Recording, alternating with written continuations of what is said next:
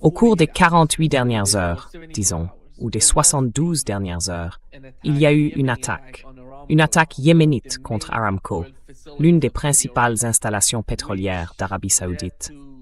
Cela a provoqué une sorte d'incendie, un énorme incendie dans cette zone. Et ils ont atteint les cibles. Ils ont dit que des dizaines de missiles avaient été utilisés dans cette opération.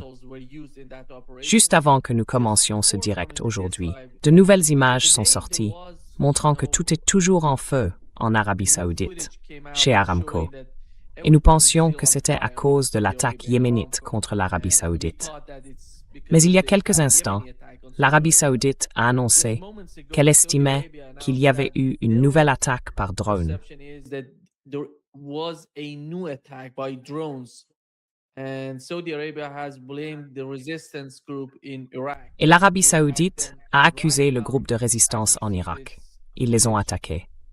Et en ce moment, comme vous le voyez dans ces images, certaines parties d'Aramco sont d'une manière ou d'une autre en feu. C'est une méga raffinerie en Arabie saoudite, Paul. C'est très important pour eux. Et la combinaison de ce qui se passe à Aramco et du blocus que les Yéménites imposent à leur port exerce une forte pression, une pression énorme sur l'Arabie saoudite.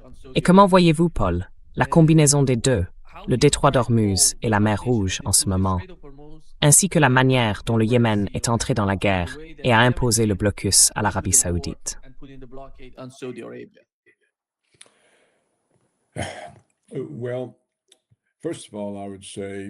Eh bien, tout d'abord, je dirais que cela montre le succès, sur de nombreuses années, des Américains et des Israéliens à faire combattre les Arabes les uns contre les autres. Les Arabes n'ont donc pas reconnu leur véritable ennemi, qui est Israël, et se battent plutôt entre eux. C'est donc la première conclusion. La deuxième, c'est que l'Arabie saoudite a commis en quelque sorte une erreur fondamentale. Il y a désormais, au Moyen-Orient, des forces qui s'opposent à la domination israélo-américaine, et cela est dû au succès de la résistance iranienne. Les Houthis ont ainsi démontré qu'ils étaient une force déterminée et capable. Le Hezbollah a montré la même chose, malgré les nombreux assassinats israéliens de ses dirigeants. Et ce sont là deux éléments qui combattent réellement.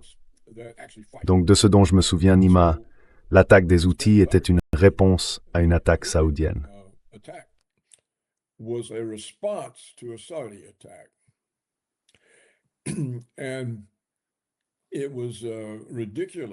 Et c'était ridicule que les Saoudiens se laissent entraîner là-dedans.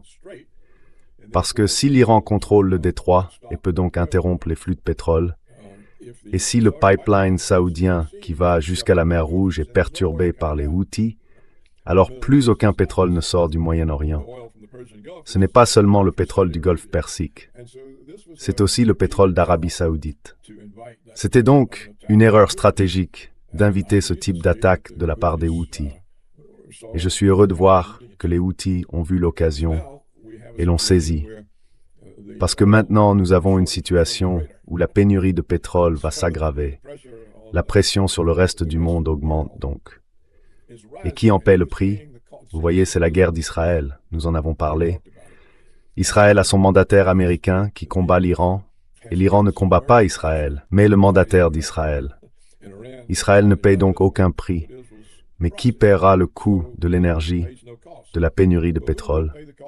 Le reste du monde. Donc c'est le monde entier qui va payer le prix de la guerre d'Israël.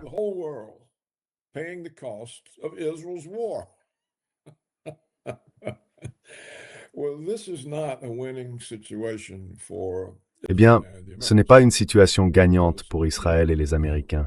Parce que lorsque le coût de l'énergie recommencera à augmenter, avec l'inflation qui l'accompagne, la perturbation des marchés financiers, peut-être un crash, peut-être même, comme Michael Hudson l'a prédit, une dépression.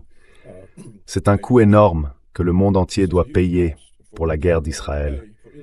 Et c'est là qu'on voit l'arrogance, ou le coût de cette arrogance qui s'est accumulé pendant des décennies chez les Américains et les Israéliens, qui ont pu commettre toutes sortes de crimes majeurs, de guerres et d'actes criminels contre des civils sans en subir les conséquences. Nous assistons peut-être aujourd'hui à un coup d'arrêt. À un moment donné, le monde va dire « Comment ça se fait que nous n'avons plus d'énergie à cause d'Israël ?» Il y a donc un certain espoir. Le coût de la guerre israélienne, qui jusqu'ici n'est pas supporté par Israël, mais qui va l'être par tous les autres, provoquera un changement dans le rapport de force contre les Israélo-Américains. C'est ainsi que je vois les choses.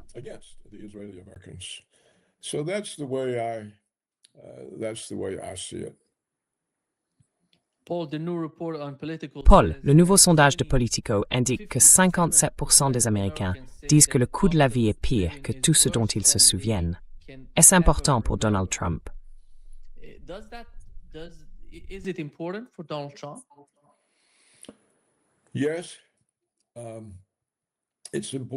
Oui, c'est important pour Donald Trump.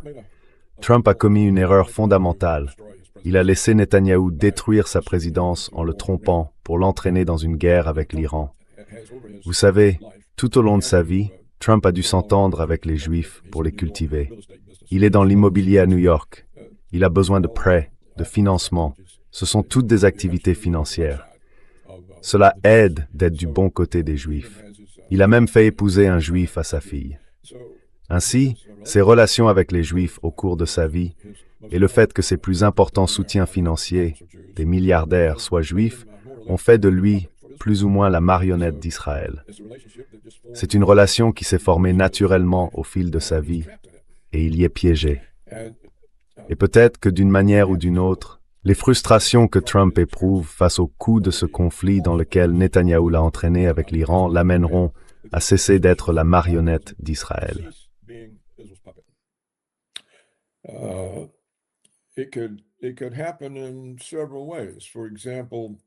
Cela pourrait se produire de plusieurs façons. Par exemple, nous avons évoqué dans de précédentes interviews un projet de loi actuellement devant le Congrès visant à intégrer les États-Unis et Israël sur les plans militaires, politiques et économiques. Le Congrès appartient à Israël. Le Congrès américain est dans la poche d'Israël, encore plus que Trump. Eh bien, on m'a signalé hier que ni Trump, ni son secrétaire à la guerre, Hegseth, ne font pression en faveur de cette législation. Ils n'ont rien dit sur son importance, ni sur le fait que nous devrions l'adopter. Ils ne sont donc pas activement engagés sur ce sujet. Cela peut être une couverture. Ils savent que le Congrès va l'adopter et qu'ils n'ont pas besoin de la défendre. Ils gardent donc leur distance. Mais il est tout à fait possible que, si ce texte est adopté, ce qui semble probable, Trump y oppose son veto.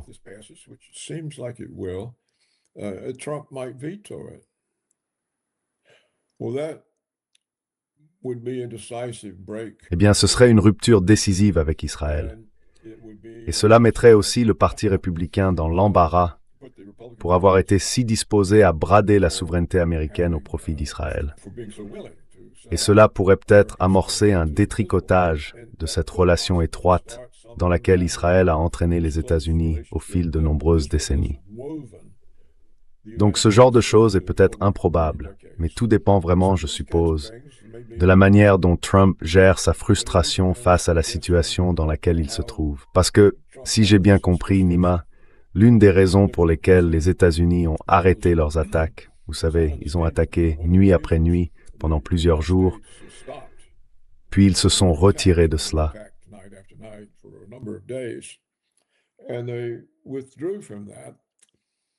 It was more than 10 days, Paul. Et cela a duré plus de 10 jours, d'accord? Plus de 10 jours, d'accord? Mais, d'après ce qu'on m'a expliqué, l'armée américaine a conclu que les attaques n'atteignaient aucun objectif. Car l'idée derrière ces attaques était de provoquer, à l'intérieur de l'Iran, une destruction croissante. Et que cette destruction, en s'accumulant, rendrait plus difficile pour l'Iran de poursuivre le conflit. La population souffrirait davantage et ferait plus pression sur le gouvernement pour y mettre fin. Mais ça n'a pas marché, parce que les Iraniens réparaient les dégâts pendant la nuit. Il n'y avait donc pas de destruction accumulée. Nous y allions, nous utilisions toutes ces munitions, et le lendemain, tout était remis en place.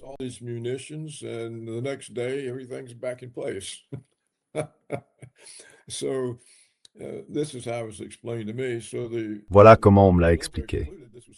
L'armée américaine a conclu que cela était inefficace, que c'était un gaspillage de munitions, et elle a arrêté. Une conclusion évidente, c'est que les États-Unis ne peuvent pas faire grand-chose pour le moment pour punir l'Iran. Et l'autre aspect de l'explication qu'on m'a donnée, Nima, c'est que lorsque les Iraniens ont riposté à ces attaques, ils ont causé des dégâts considérables aux bases américaines, aux radars et à la capacité de détecter les attaques entrantes présumées. Le Pentagone a donc décidé que ces attaques causaient bien plus de dégâts aux États-Unis qu'à l'Iran.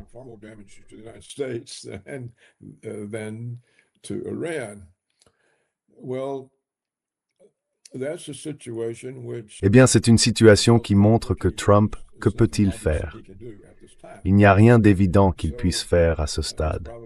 Il est donc probablement soulagé que les Iraniens n'aient pas de plan de guerre et qu'ils ne poursuivent pas les attaques, car les États-Unis et Israël seraient sans défense, dans une situation impossible, et seraient rapidement vaincus.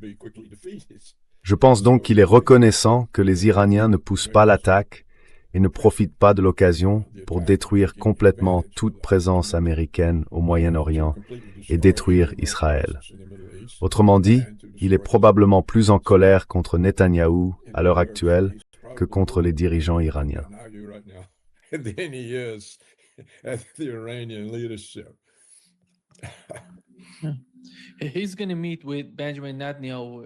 Il va rencontrer Benjamin Netanyahou, si je ne me trompe pas, aujourd'hui ou demain. Il va avoir une sorte de réunion.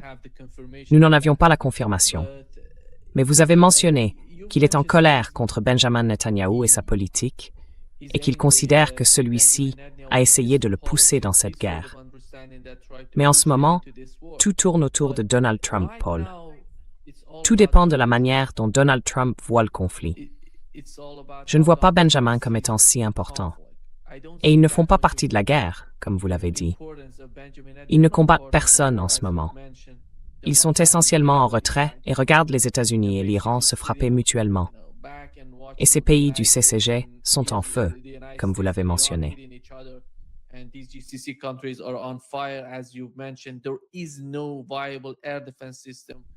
Il n'existe pas de système de défense aérienne viable. Avec les récentes attaques dans les pays du CCG, on ne voit pas vraiment de riposte du système de défense aérienne face aux missiles iraniens. C'est l'un des problèmes majeurs aujourd'hui. Comme vous le voyez, avec 10 ou 12 missiles tirés du Yémen vers l'Arabie Saoudite, ils peuvent facilement atteindre les cibles d'Aramco. Cela signifie que même l'Arabie Saoudite, qui ne faisait pas partie du récent conflit, ni des récentes cibles de l'Iran, ne dispose pas d'un système de défense aérienne capable d'intercepter des missiles venant du Yémen et non des missiles venant d'Iran. Imaginez simplement la différence. Et quelle est votre analyse de Donald Trump aujourd'hui? Quelle serait la décision la plus sage de sa part si vous faisiez partie de ceux qui lui parlent ou, vous savez, qu'il conseille?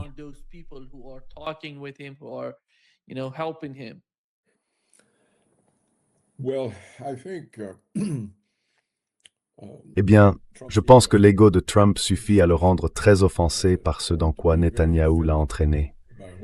Mais d'un autre côté, Trump pourrait faire face à des élections de mi-mandat difficiles. Car si les républicains perdent le contrôle de la Chambre des représentants, du Sénat ou des deux, il serait vulnérable. Sa présidence serait terminée. Parce que si les démocrates contrôlent la Chambre et le Sénat, ils ne cesseraient de le harceler. Il a donc besoin de ses soutiens juifs multimilliardaires. Il ne peut pas se les aliéner, parce que dans des scrutins difficiles, il aura besoin de la presse israélo-américaine. Il aura besoin des centaines de millions de dollars de ces juifs milliardaires. Et donc, il se trouve dans une situation très difficile et frustrante.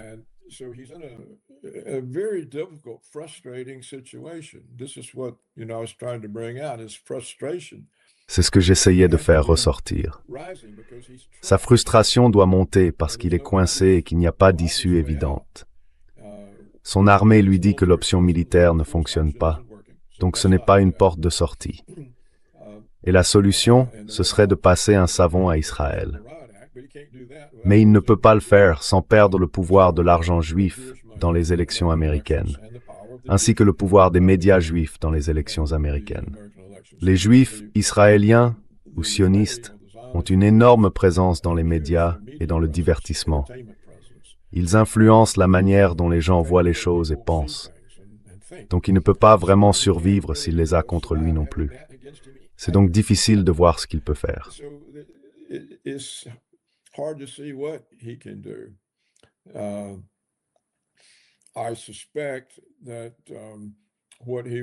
Je soupçonne que ce qu'il va essayer de dire à Netanyahou, c'est « Écoutez, vous m'avez mis dans une situation difficile. La seule façon pour moi de m'en sortir, c'est que vous leviez le pied, que vous retiriez vos forces du Liban, que vous cessiez toutes vos menaces contre l'Iran et que vous me laissiez calmer tout ça. Parce que si les républicains ne survivent pas à l'élection et que les démocrates arrivent au pouvoir, vous savez, le Parti démocrate est de plus en plus anti-Israël. Et est-ce que vous voulez ce genre de parti à ma place? Et donc, il pourrait obtenir la coopération de Netanyahou pour calmer les choses, arrêter les efforts israéliens au Liban et parvenir à une sorte d'entente avec les Houthis. C'est peut-être ce qu'il va essayer de faire. Et c'est peut-être pour ça qu'ils ont cette réunion.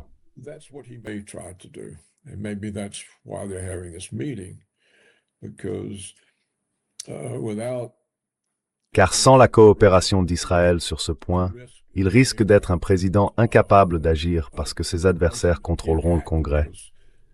Et nous avons déjà vu que les démocrates n'hésitent pas à utiliser le droit comme une arme. Donc, vous savez, il y aurait des procédures de destitution, il y aurait toutes sortes d'accusations, de démarches, d'inculpations. Toute l'administration Trump serait en plein chaos. Les présidents de commissions démocrates convoqueraient Hegseth et Rubio, les passeraient sur le grill et leur causeraient toutes sortes de problèmes en les insultant. Ce serait le désordre. Donc je pense que Trump va essayer de convaincre Netanyahou qu'il doit l'aider à se sortir de cette situation, sinon ça tournera mal pour eux deux. Voilà donc ma spéculation pour le moment sur la base de ce que nous savons à l'heure actuelle.